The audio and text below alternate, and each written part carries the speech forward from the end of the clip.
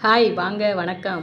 இங்கே பாருங்கள், பழைய சாப்பாடு காலையில் டெய்லியும் காலையில் மழை காலமாக இருந்தாலும் வெயில் காலமாக இருந்தாலும் பழைய சாப்பாடு சாப்பிட்டா நம்மளோட வயிற்றுக்கு வந்து அவ்வளோ நல்லதுப்பா. இதுக்கு சைடிஷ் என்னன்னு பார்த்தீங்கன்னா அதாவது நிலக்கடலை, நிலக்கடலை அவிச்சு புடலங்காய் பொரியல் செஞ்சு ரெண்டுமே சேர்ந்து கலந்து பொரியல் செஞ்சு ஒரு லாங் வீடியோ ஒன்று நாளை மாலை 3:50க்கு வெளியாகிடும். சரிங்களா? சூப்பராக இருக்கும் இந்த நிலக்கடலை புடலங்காய் பொரியல். செம்ம டேஸ்ட்டான பொரியல், மிஸ் பண்ணாதீங்க, பாருங்கள், சாப்பிடுங்க.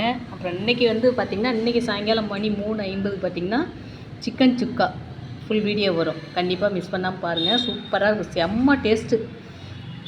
எனக்கு பார்த்திங்கன்னா டெய்லி காலையில் பழைய சாப்பாடு சாப்பிட்றது ரொம்ப ரொம்ப பிடிக்கும்.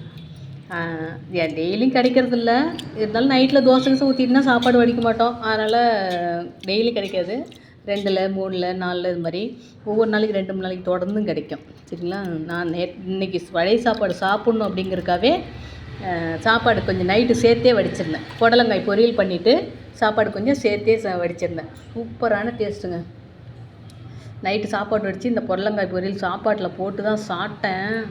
ரொம்ப அருமையான டேஸ்ட்டு, பக்காவான டேஸ்ட்டு. நம்ம கிராமத்து ஸ்டைலில் நிலக்கடலை புடலங்காய் பொரியல். இதுக்கு முன்னாடி பார்த்திங்கன்னா நிலக்கடலை கொத்தவரங்காய் பொரியல் போட்டிருக்கிறேன். அதுவும் பார்த்திங்கன்னா பக்கா டேஸ்ட்டு, சூப்பராக இருக்கும். அப்புறம் இந்த நிலக்கடலை பார்த்திங்கன்னா உடம்புக்கு ரொம்பவே நல்லது.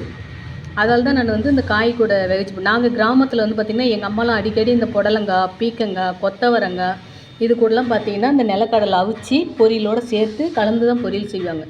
சூப்பராக இருக்கும். இந்தமாரி பழைய சாதத்துக்கு, கஞ்சி சாதத்துக்கு, தயிர் சாதத்துக்கு இதெல்லாம் செம்ம பக்காவாக இருக்கும்.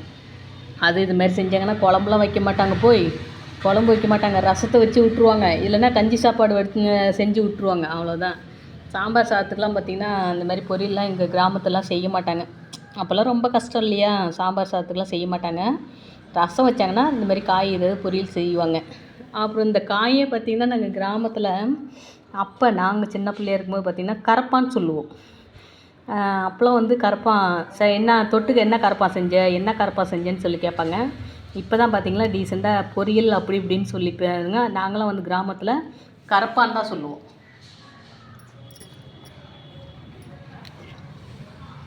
இப்போவுமே பார்த்திங்கன்னா எங்கள் பெரியப்பா பொண்ணு சித்ராக்கா அதிகமாக பொரியல் சொல்ல மாட்டாங்க, என்ன கரப்பான் இது அப்படின்னு தான் கேட்பாங்க. எங்கள் சித்ராக்கா இன்னமும் அப்படி தான் கேட்கும்.